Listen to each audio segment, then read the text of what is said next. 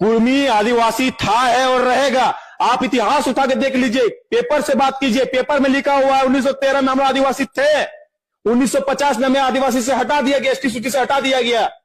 ठीक है लाला, पेपर से ही बात करते हैं। तो ये लोग 1913 के सरकारी सेंसस को अपना आधार मानते हैं। तो आज से लगभग 100 साल पहले की बात है, जब अंग्रेजों के जमाने में छोटा नागपुर, आज के झारखंड और उसके आसपास के इलाकों में रहने वाले कुर्मी समुदाय को एक आदिवासी का दर्जा दिया जाता था। उनका रहन सहन, पूजा पाठ अन्य आदिवासी समुदाय जैसे उरांव, मुंडा और संथाल से मिलती जुलती थी, जिसका ये सबूत दे रहे हैं 1913 के सरकारी सेंसस में। अंग्रेज सरकार ने उस कागज में साफ साफ लिखा था कि कुर्मी समुदाय के अपने अलग सामाजिक कानून है जो हिंदू कानून से अलग है, और इसी कागज के आधार पर कुर्मी समुदाय आज अनुसूचित जनजाति की दर्जा का मांग कर रहे हैं। तो ये बदलाव की लहर आई कहां से? तो अर्ली 19th सेंचुरी और लेट 20th सेंचुरी के बीच 1871 के क्रिमिनल ट्राइब एक्ट के बाद 1894 से 1920 के बीच इनमें बड़ा बदलाव आया। कुर्मी समुदाय के पढ़े लिखे और इन्फ्लुएंसर लोगों ने आंदोलन किया, जिसे क्षत्रियकरण कहा जाता है, मतलब खुद को क्षत्रिय योद्धा में शामिल करने की मांग। क्योंकि क्रिमिनल ट्राइब्स एक्ट के तहत जब आदिवासियों को जन्म से ही अपराधी माना जाता था और उन्हें सरकारी कोई भी लाभ नहीं दिया जाता था पढ़ाई लिखाई या नौकरी में, तब ये क्षत्रिय बनना चाहते थे। क्योंकि उस जमाने में आदिवासी को पिछड़ा हुआ माना जाता था और कुर्मी समुदाय के लोग इस पहचान से निकलकर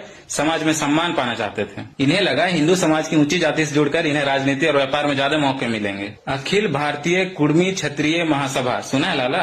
ऐसे संगठन ने इस आंदोलन को और तेज किया। उन्होंने लोगों को सिंह, महतो जैसे क्षत्रिय सरनेम को अपनाने, जनेऊ पहनने और आदिवासी प्रथाओं को छोड़ने के लिए प्रोत्साहित किया। तो इस आंदोलन का सीधा असर 1931 की जनगणना पर पड़ा। कुर्मी समुदाय के नेताओं ने जोर शोर से अभियान चलाया कि सभी लोग अपनी जाति कुर्मी क्षत्रिय लिखवाएं। 1931 में बिहार और ओडिशा के सेंसस सुपरिटेंडेंट W.G. लेसे, सुना है, इन्होंने देखा कि ये लोग आदिवासी ना मानकर हिंदू रीति रिवाज को अपना रहे हैं। तो नतीजा ये हुआ कि कुर्मी समुदाय को आदिवासी सूची से बाहर कर दिया गया। उन्होंने सीधा सीधा ये नहीं कहा कि हमें लिस्ट से निकालो, लेकिन उन्होंने खुद को क्षत्रिय हिंदू के तौर पर मान्यता देने की मांग की। तो इसका यही मतलब था कि वे आदिवासी नहीं माने जाएंगे। 1947 में देश आजाद होने के बाद 1950 में जब अनुसूचित जाति और जनजाति की सूची बनी, तो कुर्मी समुदाय को एसटी सूची से बाहर कर दिया गया 1931 सेंसस के आधार पर। हालांकि बिहार और झारखंड में ये समुदाय सामाजिक और शैक्षणिक रूप से काफी पिछड़ा हुआ था, इसलिए 1970 के दशक में मंडल कमीशन ने ऐसी पिछड़ी हुई जातियों की पहचान की और कुर्मी समुदाय को उनके आर्थिक और सामाजिक स्थिति के आधार पर ओबीसी की सूची में शामिल किया गया। तो जो भी आपको बोलते हैं कुर्मी महतो का इतिहास आपको नहीं पता, ये वीडियो उसको फेंक के मारिए। गलती आपके समाज और पूर्वजों ने खुद की, बिन पेंद्री का लोटा बन के। स्टिल आपको ओबीसी कैटेगरी में आरक्षण मिल रहा है,